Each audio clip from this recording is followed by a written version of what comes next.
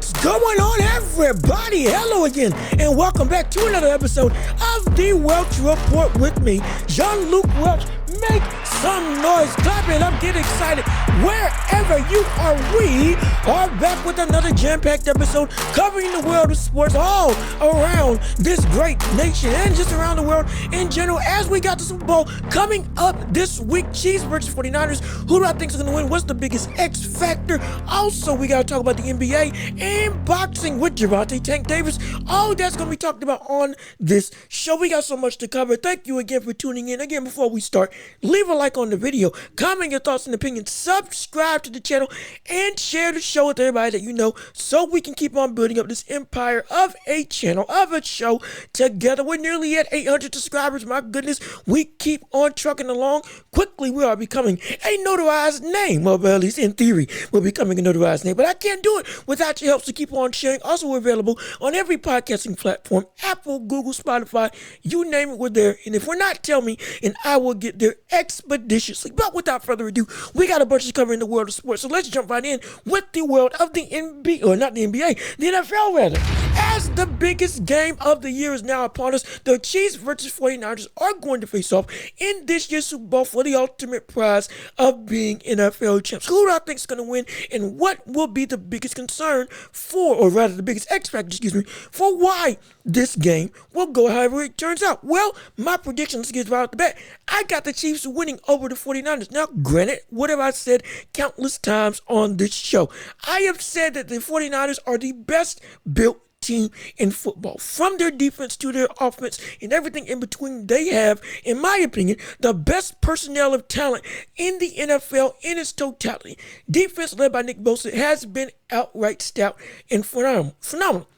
In their offense, my goodness, again, Christian McCaffrey, Deebo Samuel, George Kittle, and with Brock Purdy seemingly nixing the game manager moniker off of him and making this offense one of the most potent in the NFL. This is a team that is a well-oiled machine.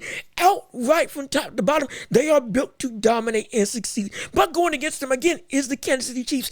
Even with the loss of Tyreek Hill a couple seasons ago, this has now still been an offense that is outright dominant and scary to go up against, led by Patrick Mahomes and Travis Kelce, of course. And even with their midseason struggles, with the frustration of this team seemingly coming to a boiling point and potentially spelling the end of what would have been a great dynasty for the Kansas City Chiefs, with the wheels seemingly falling off, with constant offensive faux pas and mess-ups, constantly being offsides. Everything seems out of whack. Sideline to sideline, coaches and players, everybody seemed unhappy, not satisfied with the production of the team. Now, righted the ship, and we're back to what we've seen before. Chiefs again in the Super Bowl. The modern day dynasty of the NFL in terms of how dominant they've been in the abundance of, or rather the almost expectancy of this team being in the Super Bowl. But who will win between these two squads? And like I said, I have Kansas City, and it's because of essentially one big thing. And that is, well, actually two big things. One, the X factor that we teased earlier is going to be Mahomes versus Purdy. Now, yes, we've heard it all, but of course, almost a cliche at this point in time. The quarterback versus quarterback matchup, who will, the leader of the team, essentially at the head of the QB position, wins the day. We've heard this all before, but it's significant because, again, with Brock Purdy versus Patrick Mahomes, this is a stage where experience does in fact come into play. There has not been a situation where we have seen Brock Purdy at this big of a crossroads in terms of this big of a stage, this big of a moment, this much of a impactful potential win for both his career and his team and the entirety of an organization. There has not been as much pressure as we will see Brock Purdy be under up until this moment. There has been, again, up in regular season and in the playoffs, he has been able to shake off, at least in my estimation, the idea of being just a game manager. He has turned into a legitimate key piece in this 49ers offense. And I'm honing in on the offense specifically because that is where this game is going to be won. Yes, of course, scoring points wins the games. On the flip side, defense wins championships. But in this game, I don't see any team being able to really stop each other. Even with the dominating presence that we know and that we see that the 49ers have at their disposal, especially with what's being reported with one of the all-pro blockers or all-pro O-linemen for the Kansas City Chiefs being injured a week before the game actually comes to fruition. So that could throw a whole new wrench in the system. We could see a situation where similar to when the Carolina Panthers went to the Super Bowl. My Carolina Panthers went to the Super Bowl and lost. One of the biggest reasons why is because our O-line didn't have any protection due to the fact that Von Miller and his matchup, who was supposed to, I forget who the man was, but our starting O-lineman at that position, who was very, very good, if I may say, he got hurt before the game, and we had to put our backup O-lineman in at that position. And Von Miller and that defense just ran roughshod. Granted, that defense is still one of the best defenses that the NFL has seen in its totality. Carried Peyton Manning to that Super Bowl win and carried them throughout the entirety of that season when Peyton Manning was getting ready to retire. Literally his retirement season. But still, I digress. Point still stands. We've seen this before where one man being out on the O-line can potentially affect the entirety of the game. We saw Patrick Mahomes have to struggle with a broken down O-line, putting up a Herculean performance against the Patriots, or was it the Buccaneers? Against Tom Brady. I believe it was against Tom Brady and the Bucs, if I remember correctly, when they got to the Super Bowl and faced off against them, because there was nobody able to actually block for Patrick, and he was making Herculean efforts. So, again, or rather not again, because I haven't said this before on this show, arguably the greatest passing performance I've seen out of a QB in the history of me watching football. Not because of the numbers, but because nearly every throw under pressure, with them out the pocket, even in crunch time, from start to finish, he was on point. Throws that shouldn't be possible, those that shouldn't be even imagined, were made and were thrown only where his wide receivers could catch it. Where only Tyreek Hill could catch it. Where only Sammy Watkins could catch it. Where only Travis Kelce could catch it. And they were just dropped. But I've never seen ball placement in that strenuous of consistent situations that we saw Patrick Mahomes in. Never saw it done before. Drop or no drop. That was incredible. So, with that being the case, again, we've seen history do this before. And we've seen what it can do. And affect great quarterbacks, again, just like Patrick Mahomes, just like Cam Newton. When your O-line fails, everything can falter. And one man can affect the entire performance of the blocking for this team. Since that's the case, with Nick Bosa and that defensive line, just defense as a whole for the 49ers going up against Patrick Mahomes, yes, even though the dynamic offense is formidable and has found its groove again, especially in playoffs, now we are looking at a situation where going up against the 49ers, we could see that same history come up again. And Patrick Mahomes, again, just like when he went against Tom Brady, having to be on the run for his life because the O-line cannot block like necessary and give him time to do his magic like we've seen him do time and time again. So that very well can happen. But again, I think it's going to be a shootout. I think it's going to be outright offense, left, right, and center. And I really believe that we could see that Patrick Mahomes versus Purdy is going to be essentially the X factor.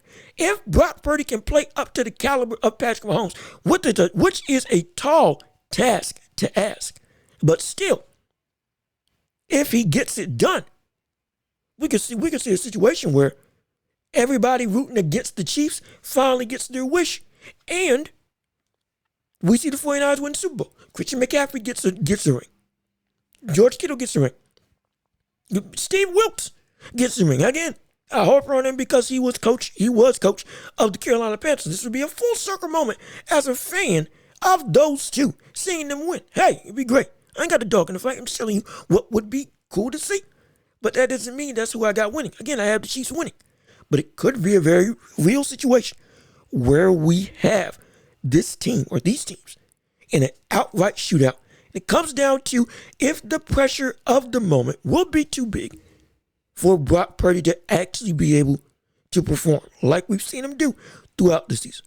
And if that's the case, good gosh, then we can see a wipeout. But beyond just the X factor of whether Patrick Mahomes and Brock Purdy can play on the same level of each other, really, if Purdy can play on the level of Patrick Mahomes, even bigger than that, arguably, is on the side of San Francisco. And what did we see in their game against Detroit to get to the Super Bowl? They were down 24-7. This is why I keep harping on the offense so much, because of the fact that their offense looked dead to rights against Detroit. And with how dominating they were against the Detroit, or how dominated they were by the Detroit Pistons. Not Pistons, good gosh. How much they were dominated by the defense of the Detroit Lions. Excuse me. My goodness, going through everything in the world of sports in my mind. I apologize. Let me slow down a little bit. With how much they were dominated by the defense of the Detroit Lions in their championship game to get to the Super Bowl, and how much it looked like they were in dire straits, it took an outright masterclass in the second half for them to come back. And an outright falling out by Detroit, not just on the defensive end, but on the offensive end, to then only score, I believe, one more touchdown after that slew of just dominating offense in the first half, being up 24-7, making, again, in my opinion, the best built team in football look like a facade, a joke. This is a situation where we have to say, if you all fall in that rut again, if you're San Francisco, you have no shot. Because Detroit, from an experience standpoint, has had such a fast rise to come up. But they have been in it for so long that them faltering like this, while it was shocking, not necessarily is it a surprise, but it is a building block. Hey, you got to the championship game. One win away from a Super Bowl performance. You ain't been here before. You got up and you lost the mojo that got you there. You gave up momentum. You essentially folded in the biggest moment to this point in your franchise. Hey, we can give that a pass. We can give it a pass. Understandable to some degree. If you want to make some form of why, trying to get some reasoning, provide some level of understanding and insight as to why in the world could that collapse happen. That is totally different from this. Because now you're going up against, again, a man and an offense and a head coach in Andy Reid, who has not only one of the most dynamic offenses in the NFL, but has a quarterback who's gone against the best of the best, and majority of the time has came out on top, and has had stellar performances. And whenever he plays, it's almost like he plays with the freedom of a regular season game, even though it's the biggest moment of the year, which is insane. And because of that cool, calm, collected, yet free-flowing nature that we see Patrick Mahomes play at, seemingly effortless, he plays with no weight. And because he doesn't play with any weight, he plays with no really fear of failure. One of the biggest reasons why he was able to make all those pinpoint throws in the Super Bowl against Tom Brady was because, despite him being under so much pressure, everything seemed to just shake off of him.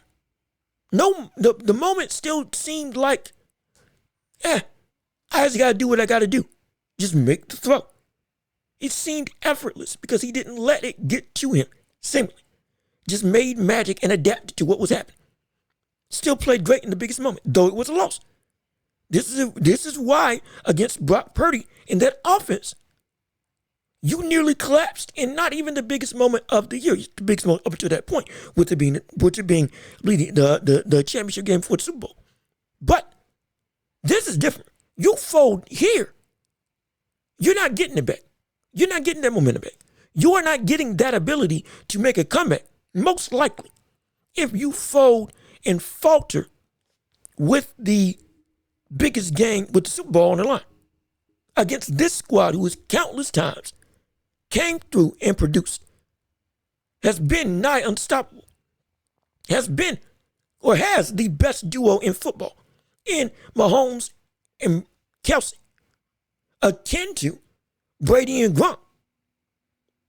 This is what akin to Peyton Manning, Marvin Harrison, Jerry Rice, and Joe Montana. We're seeing something special. All of that compounds on the pressure when it goes to what you're facing. And Jimmy Garoppolo couldn't do it when he went up against him. He had, again, phenomenal team.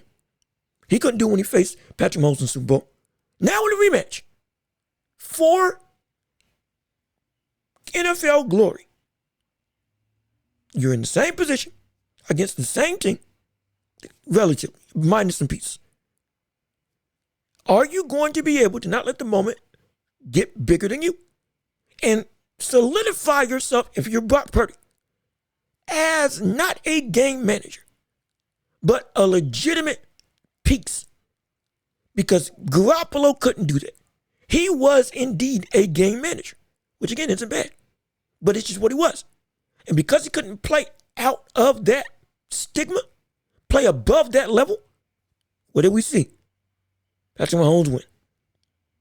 And the offense that should have been a lot more potent was held to null and void. Now going up against Patrick Mahomes as Brock Purdy, you have an opportunity to do something different, be something different, make the statement that needs to be made. Because if you don't, and you get, dare I say, you get back into that rut that you got against Detroit, this is going to be it. It's going to be done. And we'll see the Chiefs as NFL champs, at least in my estimation. But we just have to wait and see. And I can't wait until Sunday, because it's going to be a phenomenal game to watch. Get your friends, get your family, get your food ready, because it's going to be something spectacular. And we're going to witness history one way or another. We're going to witness history. There's a lot at stake for both of these people. Again, 49ers add another championship, and Brock Purdy, hey, all of a sudden becomes a legit talent. And that whole team lives up to what they were, or what they seem to be, which is a dominating force that can actually rival Kansas City as the other big dog in the NFL. Or Patrick Mahomes has another ring to his legacy. Andy Reid has another ring to his legacy. We get to witness, also Travis Kelce has another ring to his legacy. And we get to witness the, solidifying of a legitimate dynasty in the world in today's NFL after the Tom Brady era. Because some people say a dynasty isn't until you go back to back or win X amount in X amount of years. Well, this will be what? His third Super Bowl in 6 years? Maybe 3 out of the last 4? If he does that and going back to back, my goodness. Oh, we talking about at this young of an age? Yeah, we're talking about something different. We are talking about something incredibly different. We're talking about a situation where we just got through saying that Tom Brady solidified himself as the greatest quarterback in NFL history after his long and illustrious career. But brother's picking up steam quick and in a hurry. And he does this while still evolving into his prime. As in, he's in it, but he's not. I dare say we haven't seen the best of the best when it comes to Patrick Mahomes. Good gosh. We're witnessing something special. A once-in-a-lifetime talent with accolades to boot. Oh, it's going to be special, and I can't wait to see it. Trust you and me. Also, covering the world, from the world of the NFL to the world of the NBA. This has been a conversation I've been wanting to have for a while. Talking about the 65-game rule has now been under immense scrutiny and immense ire by NBA fans and players due to the fact that now one of the biggest stars in the NBA, in Joel Embiid, will be most likely annexed from the MVP conversation as he has missed more, or as he will fall under the 65-game window, with him, I believe, tearing his meniscus in his knee and getting surgery, being out for, I believe, 4 weeks, maybe more, a little over a month, if not a month on the dot. And he's gone. most likely the leading MVP candidate, my pick for MVP this year, with how dominant he was this season, or has been this season, averaging 35, just about 36, 12, and I believe 4, becoming an unstoppable force in the world of the NBA, scoring highest average in the NBA in terms of points scored of anybody. I believe 36.5, just about above Luka's 35 points a game on average. And it's been dominant. An all-time great talent, playing at an all-time high. Again, playing better than the last MVP season. On a team that should have been worse, but now is doing pretty well this season. Exceeding my expectations for what they would have been this season when they lost James Harden and when it seemed like everything was falling out from under Philly. Now, hey, they're flying high. Tyrese Maxey is being seen as an all-star snub. Again, Joel Embiid's playing like Joel Embiid, and the rest of that team has been playing great. He has been the leader and the driving force. Now he's done, at least for a month. Potentially, if they choose to sit him until the playoffs all year, who knows what may happen. But at minimum, he's out for a month. Because of that, most likely won't be considered for MVP consideration because, like I said before, out for 65, will miss the 65-game threshold, that the NBA instated for all awards to be won. MVP, Defensive Player of the Year, Sixth Man of the Year, whatever you want to call it. As well as, I believe, first team as well. Potential, I believe, I could be wrong. But either way, point still stands.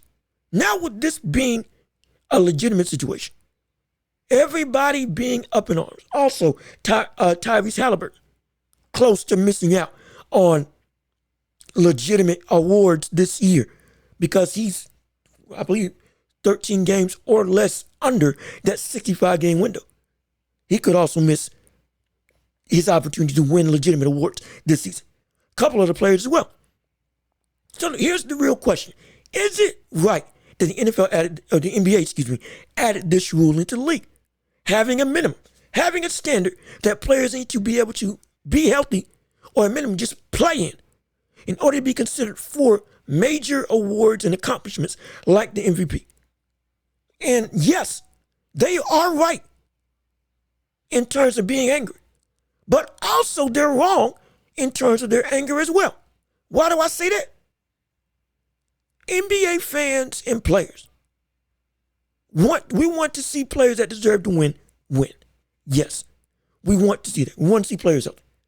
We want to see them rewarded for their ability to play. We want to see them rewarded for the accomplishments that they do.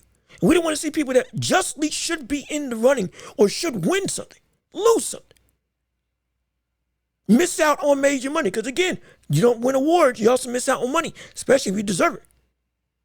And with this 65-game minimum, this is the situation where some people aren't going to get those awards due to them not being able to play. And is it sad? And is it frustrating? Yes, it is.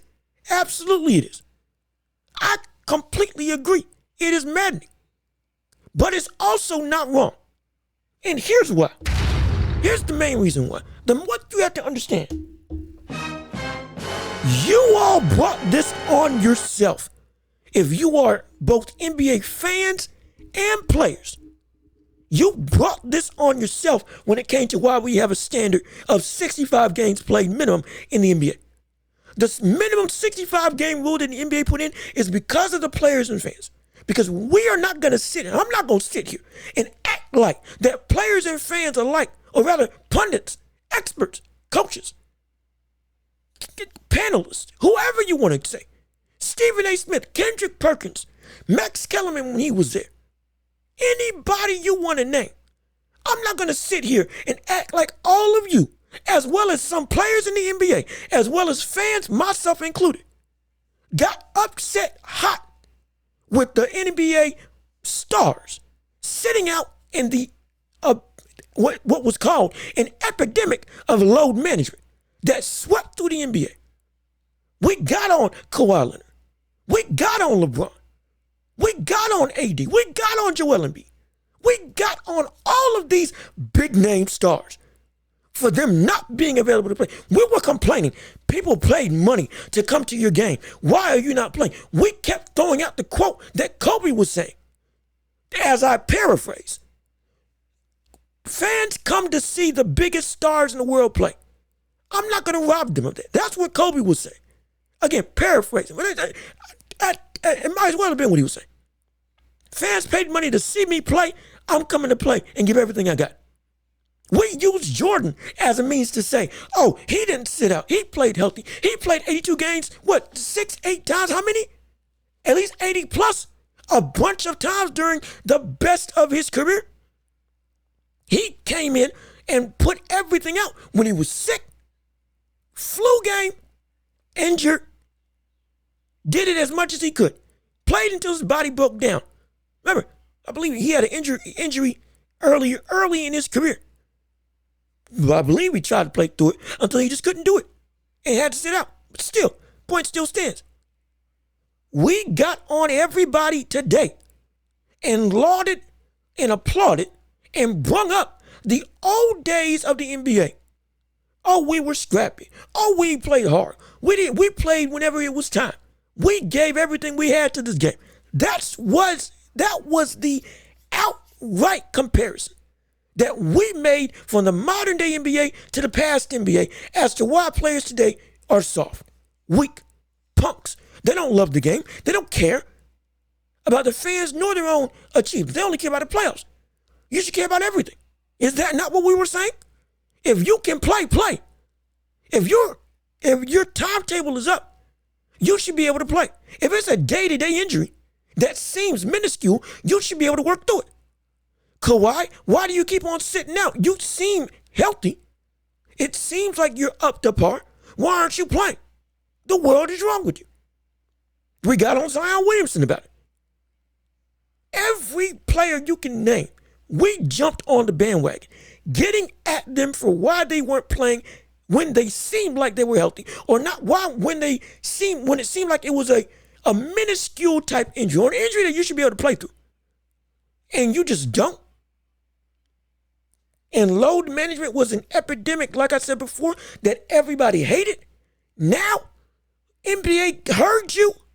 They set a standard, understandably so, to get it so that players, if you want to make the extra money and gain the awards, the best ability is availability. Another quote that you and many other fans, and myself included, were throwing out in the world of sports as to, again, to counteract the reasoning for why players were sitting out. So it's not a situation where we're looking and saying, oh, all of a sudden, we got a right to say this is wrong, this is bad, why is it dumb, why is it stupid, when players, athletes, and pundits, and fans, and me were all saying that we hated it when we kept seeing stars sit out. We want to see the best of the best play, and we know they're available to play. Why aren't they playing? That was the concern. That was the problem. And we all said this needs to change. Now the NBA changes it. They add a minimum. They make an incentive so that players have to make an effort to be available, to be healthy, and be consistent. Live up to the moniker of the best ability is availability, from your stars all the way down to your role players. Because they got something on the line too. They could also make first team, second team, third team, whatever. They could make sixth man of the year. There's stuff on the line for everybody who is healthy. And yet, now we have a problem? What the world is wrong with you? How dare you all show this hypocrisy? This makes no sense. You as an NBA fan were consistently saying that this is a problem that the NBA needs to fix. And now they did something about it. And we're saying, why are you doing this? This is dumb. This is wrong. This is ridiculous. This is not good at all when it comes to the world of basketball. Not at all. You can't win. You can't win. I'll give this caveat to you. Does the standard needs to be lower? Does the standard of games need to go down from 65 to 60, maybe even 55? Fine, I can capitulate to that. Is it too strong? There's an argument that can be made. Understand them to a degree. Big men like Joel Embiid who have been and are prone to more injuries because of how much they are down low in the post and consistently getting roughed up, hit. Dirty plays happen all the time under the rim that many refs miss. Physicality is a lot different for different positions. Understandable. I can understand that. I get that fully. No problem with that argument. So adjust it as needed from 65 to 55. Maybe 50, but that may be pushing it a little bit in my estimation. But still, not a problem if you want to lower it. But if you are sitting up there complaining about something that you said that was a problem, not even 3 years ago, you ain't got no right. Shut up and sit down. I'm sorry. I'm being frank. Shut up and sit down. There's no point in you talking. You have no voice in this matter because you called for this. You wanted this. You begged for this. You needed this. We were all saying, from LeBron all the way down to Joel, everybody, we were saying it was a problem that we see players sitting out doing nothing. Constantly saying they got something going on. Constantly being unavailable. Never actually being in the game. Only caring about the playoffs and not actually being consistent up until later in the season. Taking games off willingly with injuries that to a degree some people said weren't even happening. So what the world is this? Why are we all of a sudden choosing to be such hypocrites when it comes to this conversation? This should not leave in terms of the rule and standard that the NBA set. This should not be something that the NBA should change. This should not be something that the NBA should choose to all of a sudden do away with. Yes, there needs to be an accountability for the players to be able to be healthy. You can't be missing 40 games and then still be in the money for MVP. That doesn't make any sense. No, that's a problem.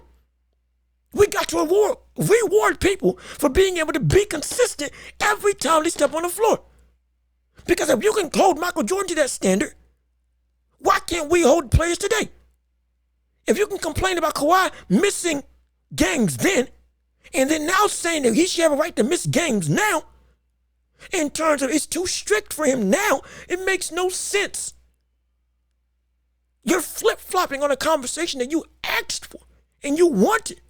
Players, you all were saying that this is an issue, that this is a problem, that this is a situation that why aren't y'all playing when the games need to be played? Stars alike were saying, I hate the fact that we aren't playing the matchups against the best of the best. There are sound bites there. There are. And it makes no sense why all of a sudden this is something that is a problem.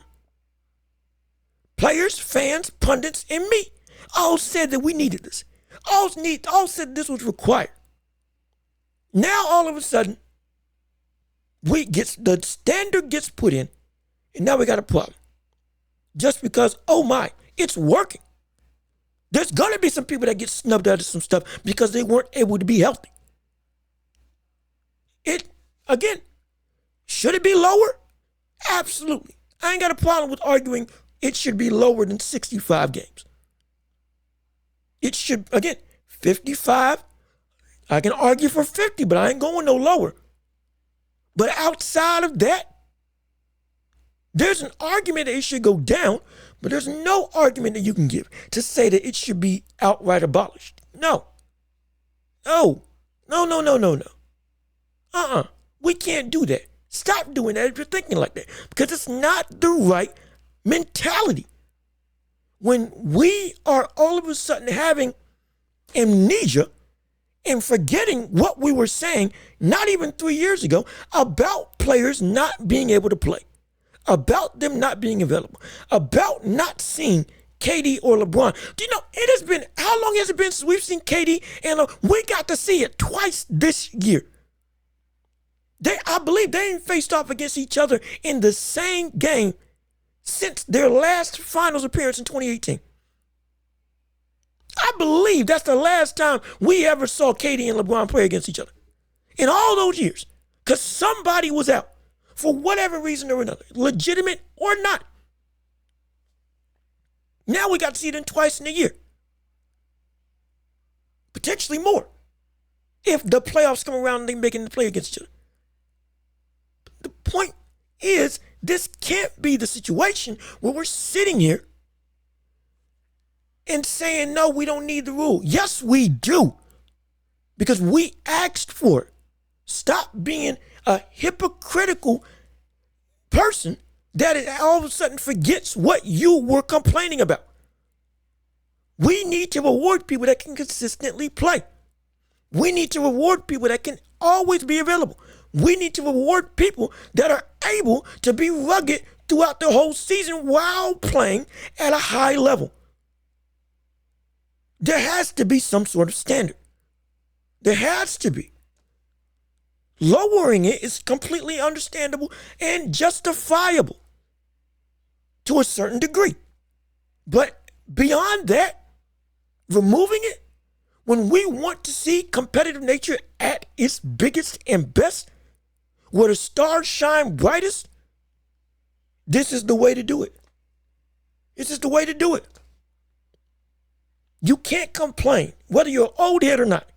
You can't complain about past eras being so tough and then come now and say, why are you taking away these awards from these people?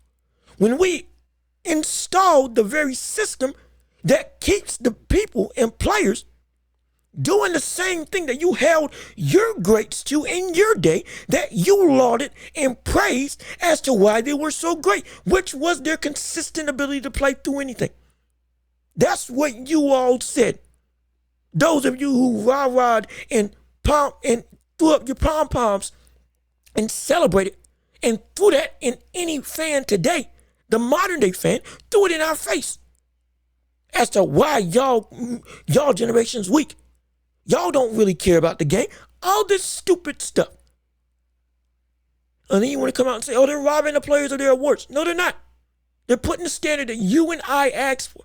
Putting in the standard that some players asked for. Putting in the standard that every single pundit, again, Stephen A. Smith, Max Kellerman, Michael Wilbon, his Kornheiser, I believe is his name. Everybody. Even Jason Whitlock, as much as I hate saying his name. Good gosh. Again, I love everybody. But the actions of him, despicable, putrid, and utterly despicable. Outright lascivious. Words can nearly not describe the depths that this man has fallen to and done in his actions. Love him because I love everybody. But the actions and what he's done, I don't want to associate with him. Dare I say, I don't want to say his name. I always want to call him he who shall not be named. But that's a whole tirade for another day. Stephen A. Smith already went through that old debacle. You can go watch that. Hey, I don't care who you are. I don't advocate for, or I don't not advocate for anybody. If something's good, go watch it. That rant by Stephen A. That's something good. You should go watch that. Absolutely. Laid out everything and more as to why that person, again, he who shall not be named, is utterly despicable in his actions. But the point still stands as I digress. Every person, whether you like him or not, was calling for the availability of players to be something that needs to be held in a standard. How do we get people to care? How do we get people to play? How do we get people to consistently match up with the people that we want to see them play against? How do we get stars to play like stars on a nightly basis? This is the solution. And you want to go do away with it? Ridiculous. Absolutely ridiculous. This rule should stand. Plain and simple. This rule should stand. Shouldn't go away. Shouldn't be something that should rob the players, because it doesn't. It rewards the very thing that you, players, pundits, fans, and me all called for. Accountability for availability. Because we want to see you play with consistency. That's all we asked. And we wanted people to stop sitting out when seemingly injuries weren't something that was hindering them. We got our wish, which is good, because this was needed. This was needed. But it wasn't happening. Now it happened. And we're complaining? Ridiculous. It's a quality rule. Needs some tuning. Understandable. It should not go away. It shouldn't go away at all. Not at all. And now, switching gears from the awards to a specific player that I wanted to talk about. Specifically, Victor Wembanyama. We're going to get to Gervonta Tank Davis right after this, but really real quickly, before I forget. Talking about Victor Wembanyama having his breakout year a phenomenal rookie season, 20 points, 10 rebounds, 3 blocks a game in his first stint in the NBA, living up to everything that we thought this brother could be in terms of an outright difference maker and star in the making. But there was an argument, or rather, a notion that was going around with the Spurs organization. And it was, could he be better? Should he be better? Should his numbers and production be even greater? And why is it that seemingly, with how dominant Wemby is right now, it feels like there's something missing to a degree. And I think I found out what that thing is. That thing is Victor Wembanyama's teammates. He's not getting used enough on the San Antonio Spurs. Now, how dare you say that, Jean-Luc? Victor Wembanyama's got 31.5% or 31.5 usage rating in the NBA. 4th highest in the league. I believe only under Giannis, Joel, and Luka. And maybe LeBron. Maybe it's 5th or 4th. One of the two. Either way, in the top 10 and solidified in the top 5. Touches the ball every time he gets down the floor. He runs the floor consistently. We've seen him do it. Pull up from 3. Seemingly he gets touches all the time. Why would you say that he's not getting used enough? It's because that 20 points a game could easily be 25. Could easily be. It's rare that I say this, but this is the man that should be able, when he reaches his prime, to drop 30 every single night. He's got that much potential in him with how well-rounded he already is at the NBA level, with him being a center, with him having handles like a guard. And we've heard that countless times before, but this is something different. This man's pulling out sham guards on centers, in traffic, going behind the back to score layups. Great court vision. Can shoot turnarounds and 3-pointers. Needs to be a better 3-point shooter if he wants to make that solidified part of his game. But right now at 7'3", brother, it's still great because we don't see that often. The fluidity of his game and the understanding, the feel, the vision, the touch, it's all something of a Hall of Fame level in the making. It's got that special it factor to it. But still, it could be even better. Because of people like Shohan and Vassell, other guards on the Spurs, his production is being stifled. He's being squashed. He's not being able to be his full potential. And yes, he's doing all the right things in terms of media, answering the questions about why he's not getting the ball. I understand that. But let's call it like we see it. Spurs players are being selfish. Shohan's been selfish. Vassell's been selfish. A couple of players beyond them have been selfish. Those are the 2 biggest ones because they're not only the 2 biggest names, but 2 of the biggest producers for that team, especially Vassell, who's been one of the better scorers for that squad.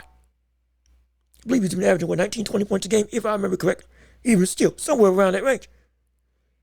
This is a situation we are looking at Wemby being looked off by his own guards when he's wide open in the paint.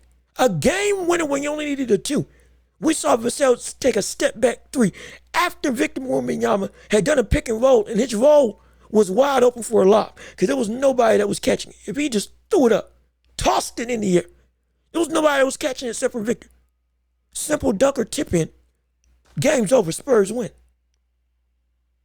Countless compilations you can make of videos of Victor Wembanyama being in the paint wide open with a mismatch or open with nobody around him, though he's the biggest threat and the best player on the floor. And he doesn't get the ball.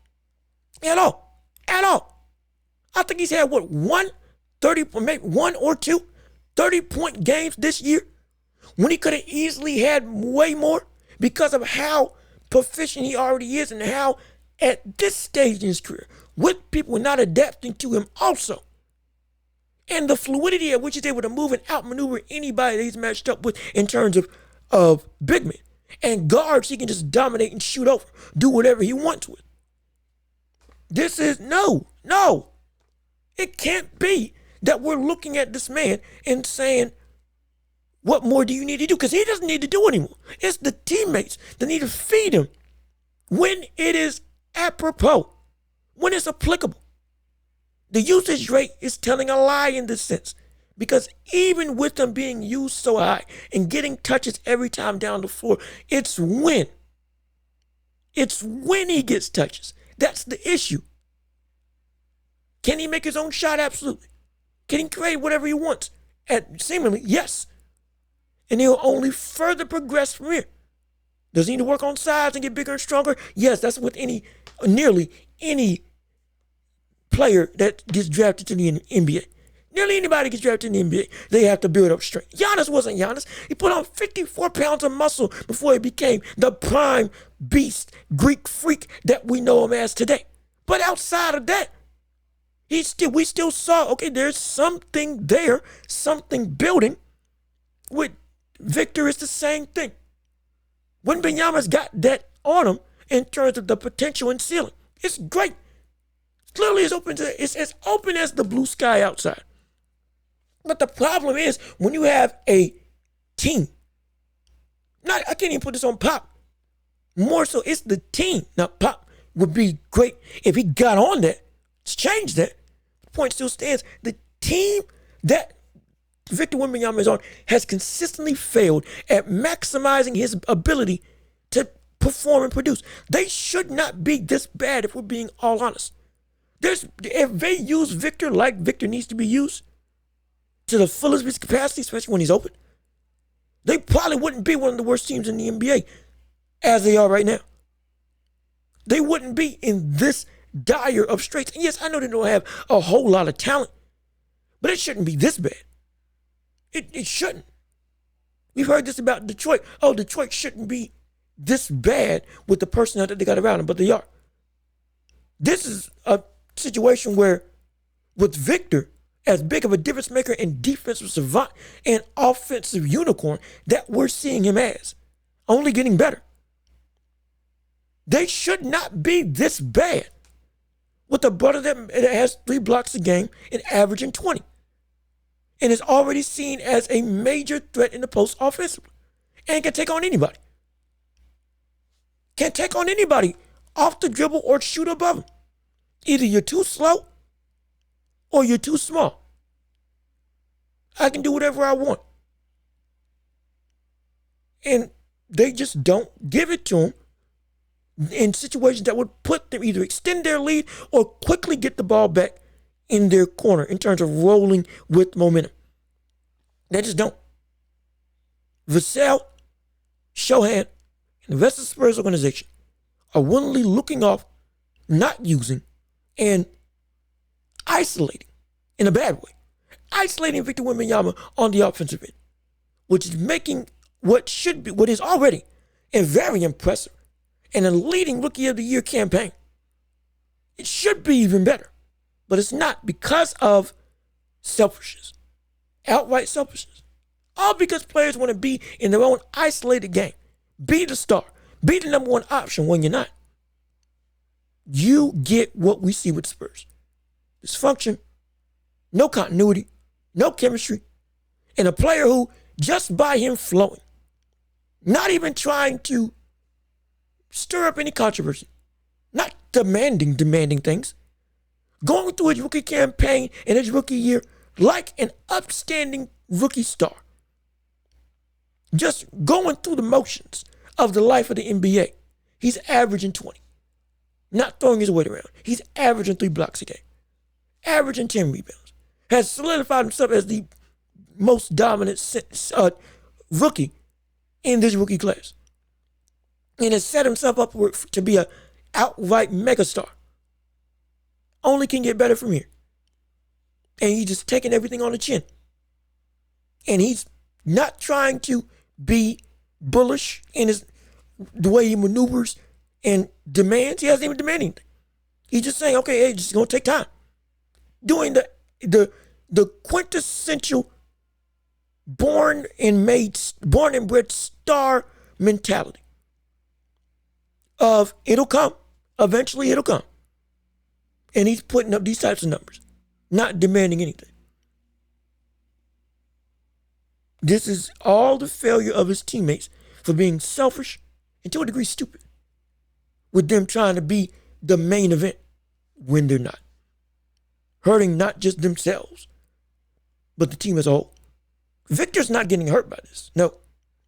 Victor would just leave once his rookie contract. He'll go. You kidding me? Are you kidding me? Even with Pop there. This type of consistent stupidity by these players, either they're gone or he's gone between the tenure of this time in the Spurs organization. One of the two's happening.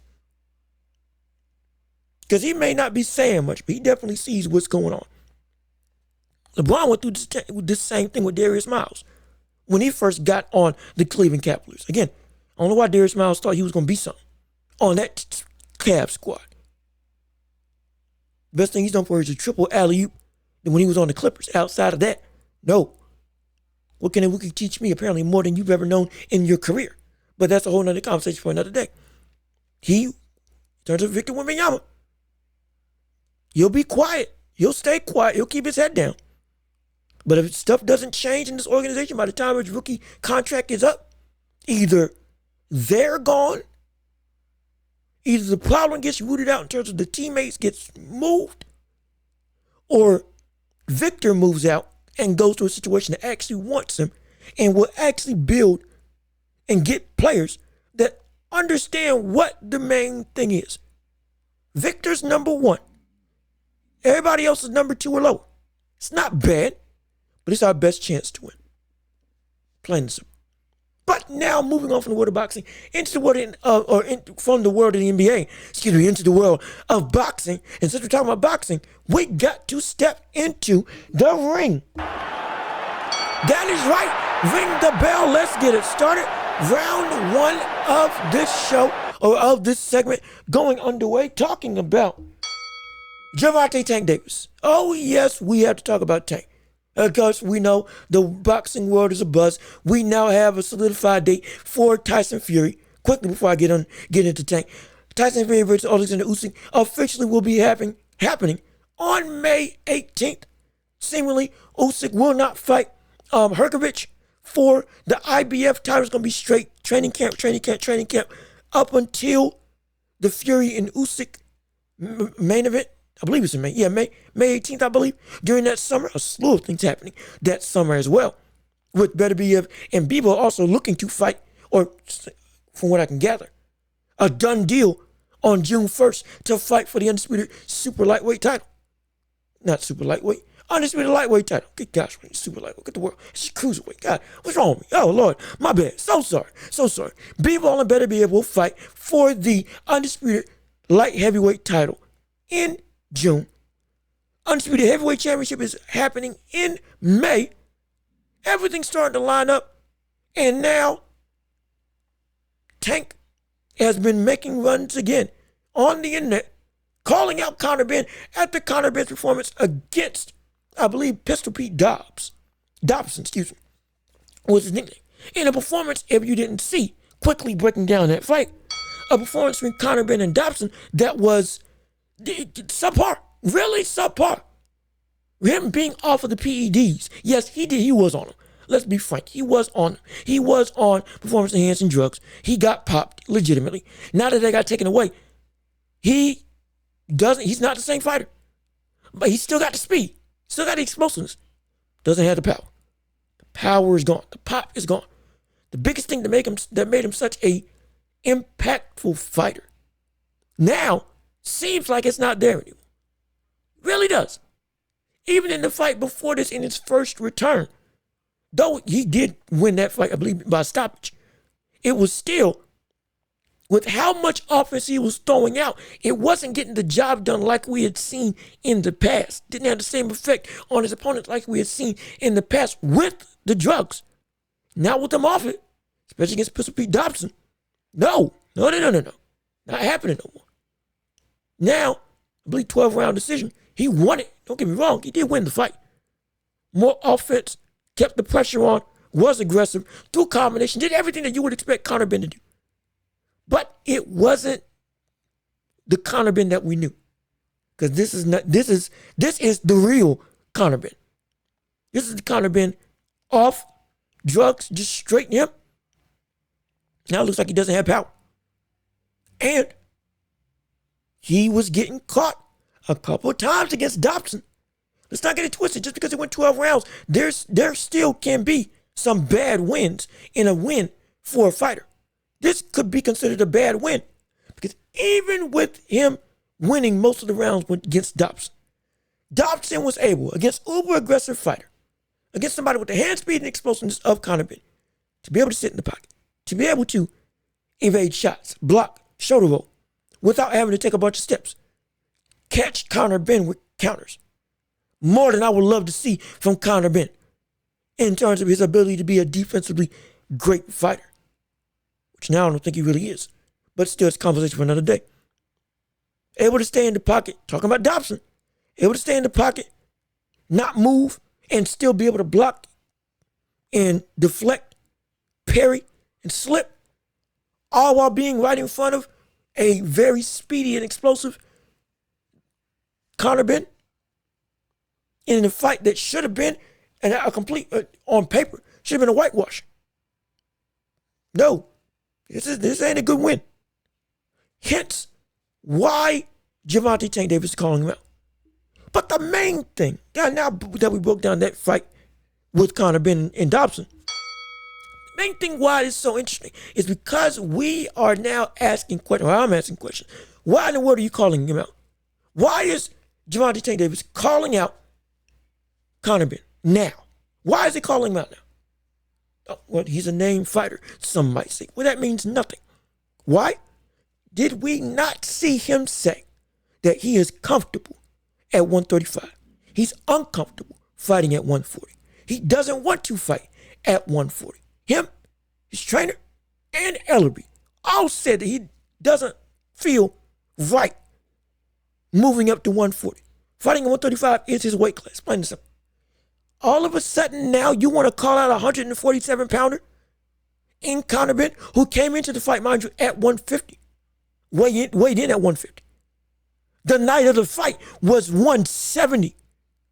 And you want to fight him, but you don't want to fight Devin Haney at 140. You don't want to move up to fight Teofimo Lopez at 140.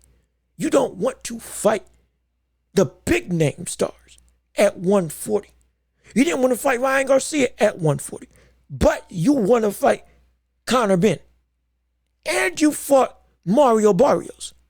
So this is where we have to say hypocrisy is at an all-time high. This is a duck. It's an outright. We have to say it now. I'm sorry. We have to say it now. You can't go out of your way. Make statements of 135 is my weight class. Fine. And then you go and call out Conor Benn. Say you'll fight him at 147. Give him a month and change. This is ridiculous. It's stupid. Ignorant. And reeks of somebody who doesn't want to truly make a name for his legacy. What have I said before on this show? The main thing about Gervonta Tank Davis, he doesn't have names. He's not on my pound for pound list outright. Yes, his talent can be pound for pound level, but he has not achieved anything. Since he beat Isaac Cruz, he ain't achieved nothing. Ain't won a title. He got a title, granted, at 135 because it was given to him since Devin Haney relinquished the belts. But he didn't win a title, which again, I don't hold against him because again, I don't hold against Devin Haney. It just happened.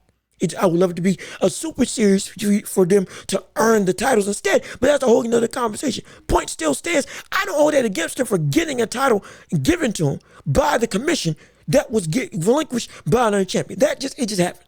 Okay, fine. That's not the problem.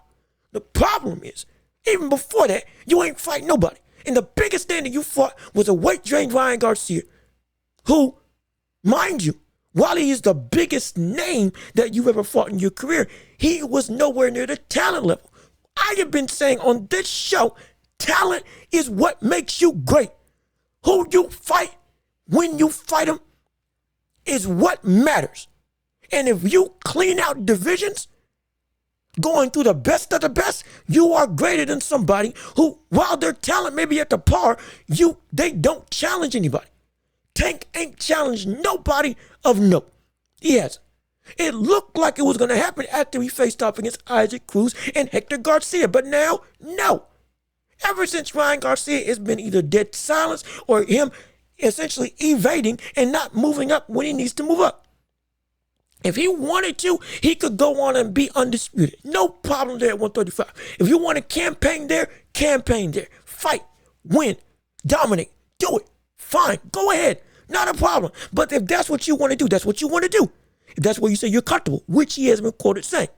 So since that's the case, why haven't you done it yet? Even with the diminished 135, you ain't fought.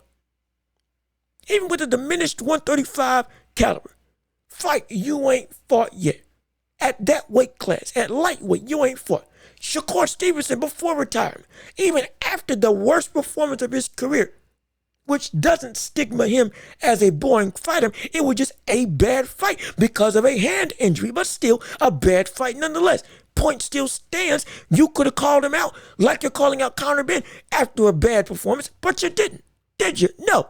You could have went and moved on up since you see that the lightweight division outside of Lomachenko and Shakur Stevenson is for the most part, barren. You could have moved up, gone to fight, called out Devin Haney, called out Teofimo Lopez, called out Shabril Matias. My gosh, if you knocked out Shabril Matias, the boogeyman of that division, the brother who, again, got a body on his record legitimately, would make all the news in the world.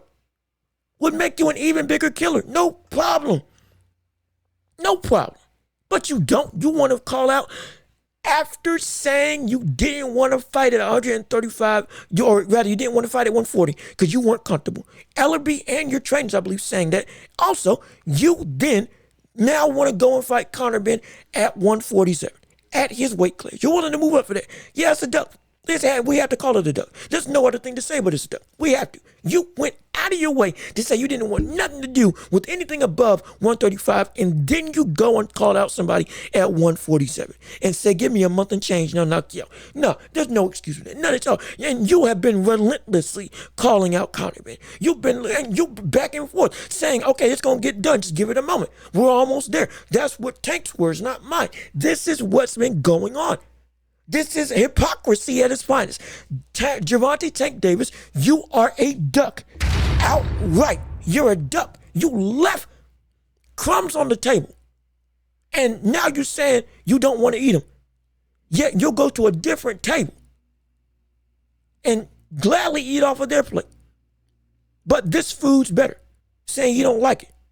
Somebody of worse caliber just cooked a bigger portion. And now you're saying, on one hand, oh, that portion's too much for me. Now you're saying, oh, yeah, that's all you can eat. I'm down for it.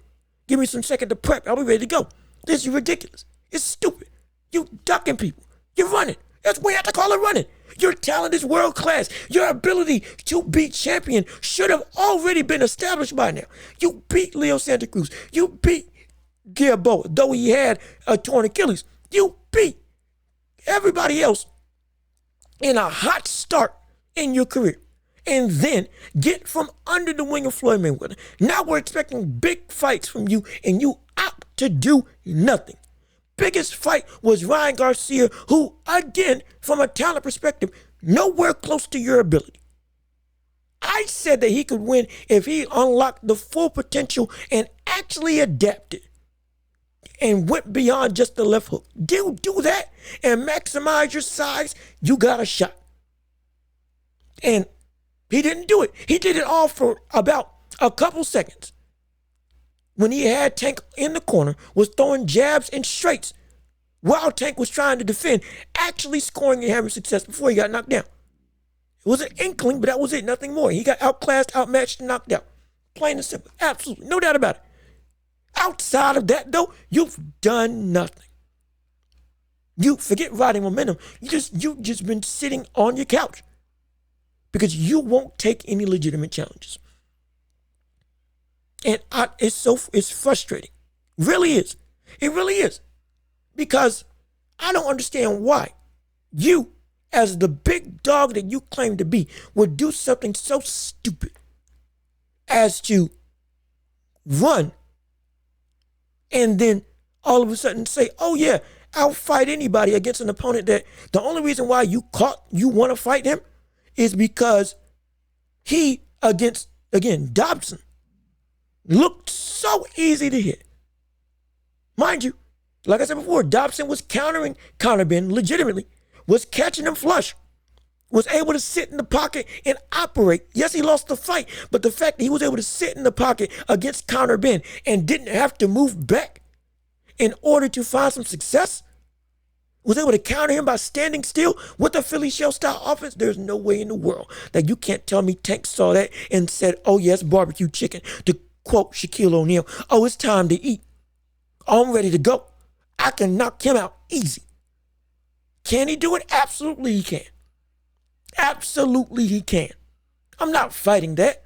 What I'm fighting is the fact that you now won't fight at 147. Or excuse me, now you'll fight at 147 now, but you won't fight at 140 against Ryan Garcia. You won't fight at 140 against Gervonta Tank Is. You won't go and move up to fight Teofimo Lopez. You won't go and fight any of these other fighters beyond Mario Barrios and seemingly Benn. It's hypocrisy at its finest. The word is wrong. How can we support this? We can't support this. You are a bum for acting this way. That's what you are. You're a bum acting this way. Gervonta Tank Is is a bum for making this move. He is acting like a bum. Fury acted like a bum when he ran against Usyk, and I'm calling Tank a bum for running against Devin Haney and that whole super lightweight division. The whole super lightweight division. You're a bum. That's what you are for making this idiotic move. How dare you try to make us see you as great and you don't achieve it? It's ridiculous. I am sick and tired of fans consistently having a notion that they want to support and love a fighter, which I have no problem with, but then dog on other people for saying, oh, your guy could never be my guy when your own fighter won't fight him. We have no bias on here. Everybody can be called a bum if it's applied to him. And it's applied to Tank Is. It applied to Floyd when he acted like a bum and didn't fight Ronald Wright. When he didn't fight Keith Thurman. We can go down the list of fighters who avoided fighters that the fight should have been made. And they, in that instance, a bum. Not saying for the entirety of their career, but as that point in time, you ran for what should have been. And with Gervonta Tank Is following in Floyd's footsteps, seemingly, and avoiding Devin Haney, avoiding 140. Not even calling out Shakur Stevenson in your own weight class. That would shut all of this up. If we're being completely honest, that would shut all of this up. You go and you call out Shakur Stevenson. Get him out of retirement. He said he'll only come out if the name is applicable. You call out Shakur, fight at your weight class 135, which he is in. Hey, okay, that's great. That's one name on the level of your talent. And since you moved up, no problem. Still needs to be more consistent, but that would at least stop the noise and give us an inkling of, okay, maybe he's potentially going to try to clear out the division, beat every major name here, and then move up. No, You can't sit in the interview and call out all these different names that you say you want on your hit list that you don't even want to say yourself. You let the interviewer say it for you, which is ignorant. If you're confident, be confident. If you want it, say you want it. Benavidez said he wanted Canelo. Charlo said he didn't want Benavidez. If he wanted it, he would have called for it. If he wanted that smoke, he would have called for that smoke. Benavidez called for that smoke. They've been calling for that smoke. Most significant fighters have been calling for that smoke. Usyk's been calling for that smoke. AJ's been calling for the smoke. Say what you want about him. He's been calling for the smoke about his entire career. He's faced every legitimate name and went back immediately and tried to retry, like when he went against Usyk. Respect, mad respect to him. Nothing against him at all. I have nothing bad to say. In terms of him as a fighter, talent, I have my gripes. Seemed like he fixed them. That's a whole other conversation. That's analyzing and breaking down the fighter. But talking about the character of the fighter and who he is as a fighter, that's a completely different story. AJ, I ain't got no qualms. Benavidez, I ain't got no qualms. Canelo, I ain't got no qualms if he's got a plan to fight Benavidez at the end of his PBC contract. At some point in time. No problem there. As long as it happens.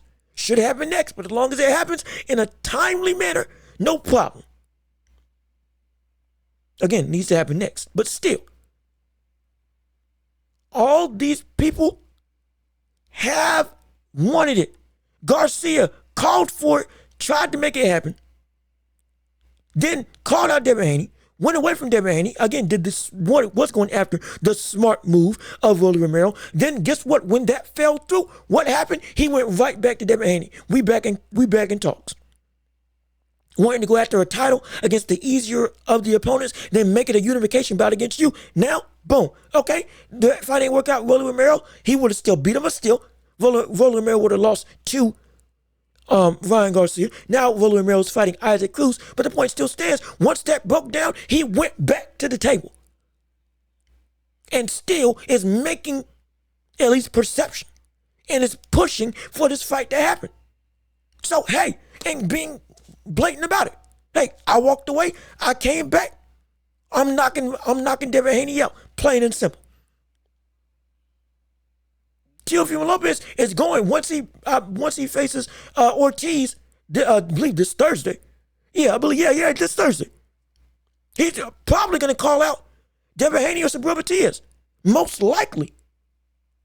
I could see it happen. But all of these names are at least going after and fighting against people who either got belts or people that are above their talent level. And dare I say weight class. Like Usyk moving up from cruiserweight to heavyweight. Now fighting Tyson Fury. You see what the problem is with Tank? He looks like a bum because he's not fighting the best of the best. We have been waiting for him to fight the best of the best on a consistent level. And he is at the cusp of that benchmark. Of now you've got the name recognition. You can literally bully yourself into a title fight. You could, but you won't. You could bully yourself to fight Devin Haney. You could bully yourself in line to fight Teofimo Lopez. You could use your name cachet to move up to 140 and campaign whatever. You could use your cachet to fight Shakur Stevenson at your own weight class right now. Or Lomachenko. Yet you won't. It's ridiculous. Tank is being a bum. Plain and simple. I don't care if you're a fan. I don't care if you love him. I don't care if you hate him. This is just the unmitigated truth. He is a bum for this type of move. Want to fight Conor Benn after making all this noise about being comfortable at 135 and being not comfortable and not wanting to fight at 140. And then you want to fight somebody at 147.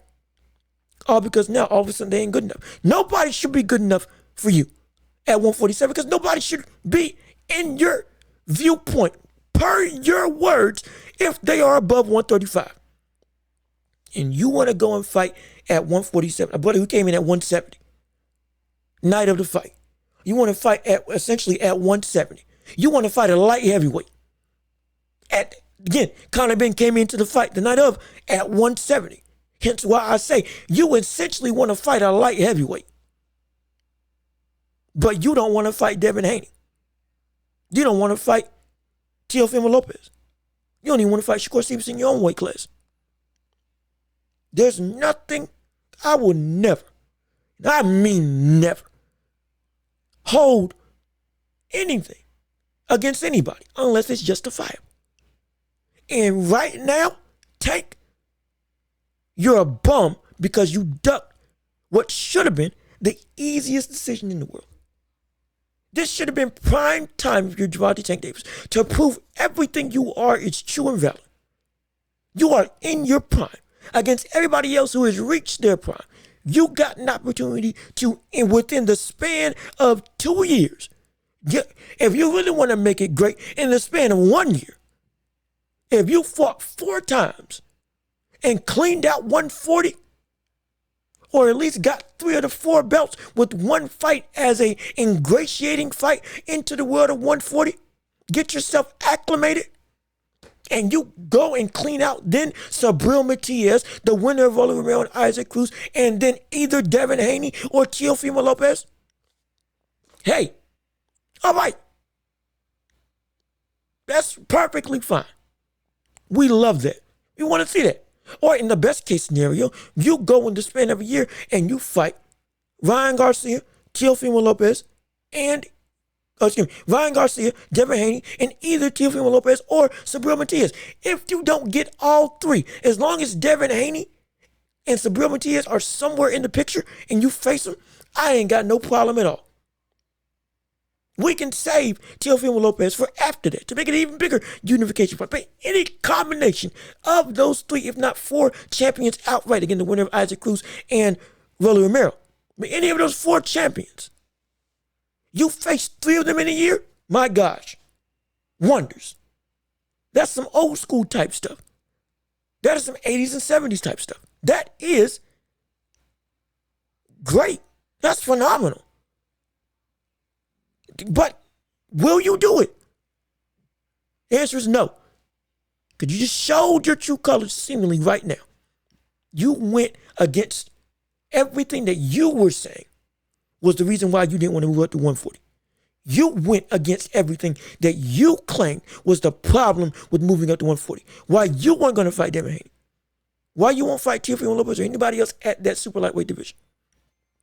Yet, you will fight a welterweight that balloons up to a light heavyweight within the same weight class as Artur Beterbiev and Dmitry Bivol. You will fight them, or you will fight him and Conor Benn, who arrived at 170 on the night of the fight. But you won't fight Devin Haney, a mere 5-pound difference, when you've already fought at 140 against Mario Barrios. It's despicable. It's ignorant, stupid. I despise it with everything in my being. You and Gervonta Tank Davis are acting like a bum because you ducked the stiffest competition, going against your own words, being the biggest hypocrite. Your own fans can't defend this. I won't defend this because there's no defending anything. I've never defended you in the first place because there's no, again, I don't defend. I just call it like it is. That's all that there is.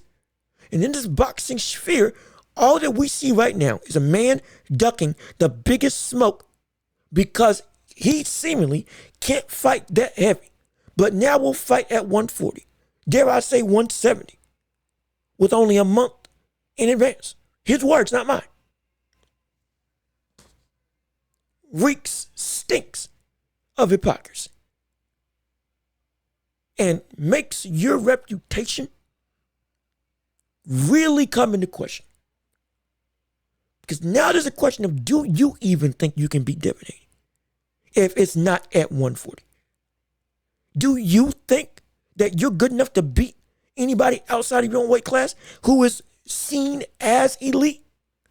Brings in the bigger question why you went and weight drained Ryan Garcia when you were willing to do that against Conor Benn. When you're willing to fight unabated in his weight class versus Conor Benn. No, there's no defending this. You're acting like a bum. Just like Tyson Fury.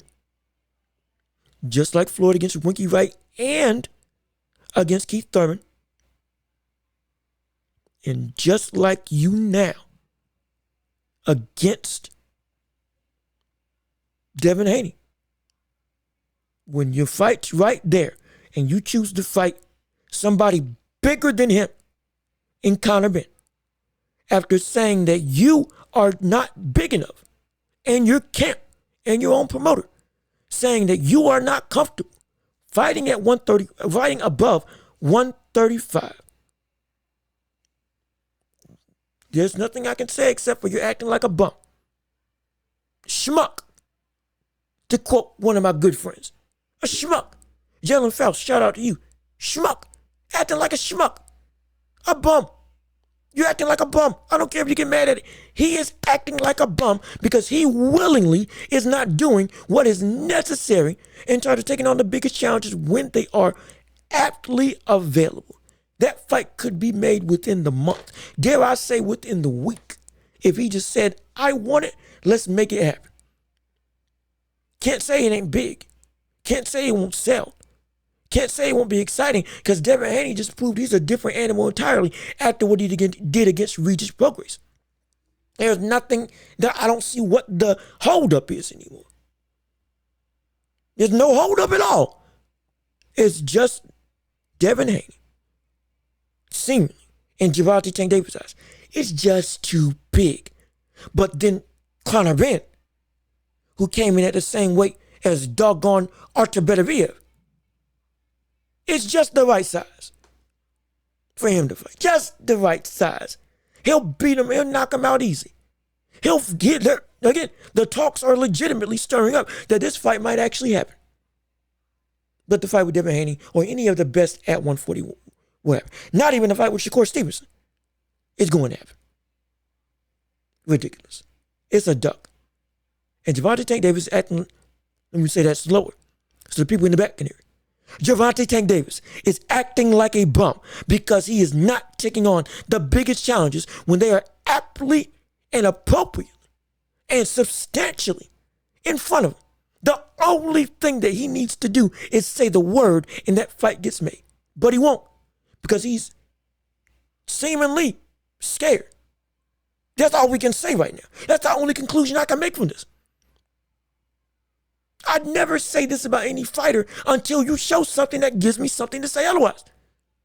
And this is a situation where Tank, I don't care if you think you're bigger or smaller, you can't say that you want to fight, that you won't fight at 140 and then go and call out a 147, just about a 170 pounder.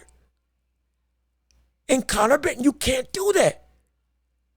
You can't do that. That is ridiculous. And you're wrong. And you are hurting your own self. There's no defending this. Tank, you're a bum because you're ducking the only relevant competition that is right in front of you. And it's ridiculous. And I ain't going to stand for it. Not at all. No, we're calling you out. Everybody, like we said before on this channel, we need to hold fighters' feet to the fire. We need to hold fighters accountable. We need to hold fighters in the same metric that we held other greats at. That they just did because it was their job. If you want to be great, be great. Not because of your ability, but because of your production. Roy Jones Jr. was great. If he didn't do what he did, he wouldn't be seen as nearly the caliber of fighter that we know him as.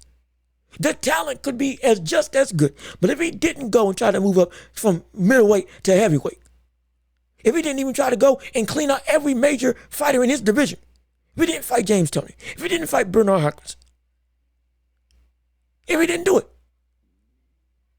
if he didn't, even I believe in the later stages of his career, out of his prime, if he didn't try to fight Antonio Tarver, if he didn't try to fight Joe Calzaghe, if he didn't do that, his career wouldn't have been looked at nearly the same. Nearly the same. But he did it. Hence why I can confidently say he might be the greatest from a talent perspective. Not only is he one of the greatest boxers in history that ruled the 90s, arguably the most purely talented, raw talent, he might be the most talented boxer I've ever seen. Outside, with his only competition being Sugar Ray Robinson. That's it. But I can say that with confidence because he accomplished it. He went and ran through everybody who was also running through everybody. Tank, you ain't doing that. You ain't done that since Leo Santa Cruz. To be perfectly honest. We're talking about from a talent perspective. You ain't done that since Leo Santa Cruz. The last legitimate, substantially talented opponent that you went up against was Leo Santa Cruz. No disrespect to Isaac Cruz or Ryan Garcia, but Isaac Cruz you fought with a hurt hand, and he gave you some trouble, understandable. But if you fought him again, most likely you're not going to mount. Again, mad respect to Isaac Cruz. Still, point still stands. Ryan Garcia, bigger name, but nowhere close to the level. Nowhere close to a talent perspective on the level of you.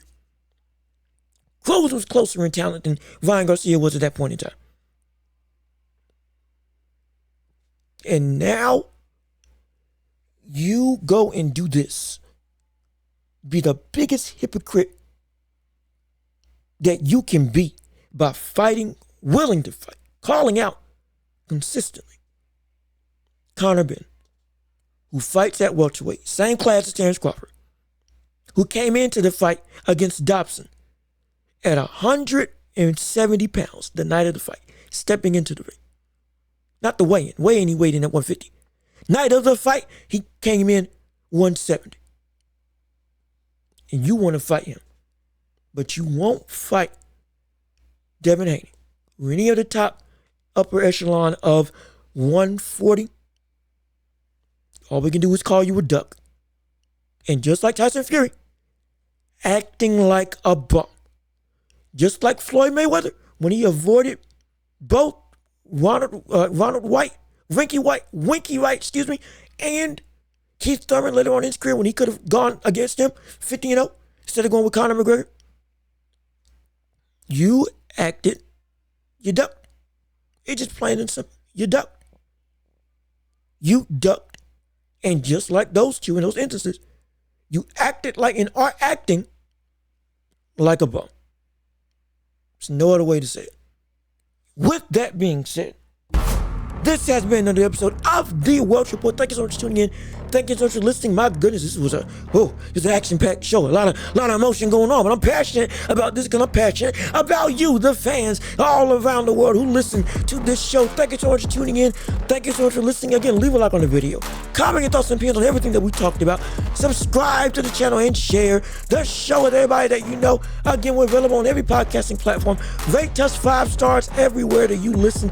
Apple, Spotify, Google Podcasts. Name it, we're there. If not, we'll get there. Trust and believe. But again, this has been the Welch Report. I've been Jean-Luc Welch. Y'all have been wonderful. We'll be back with so many more episodes and more, much more on this show later on. Peace and love. We are out of here.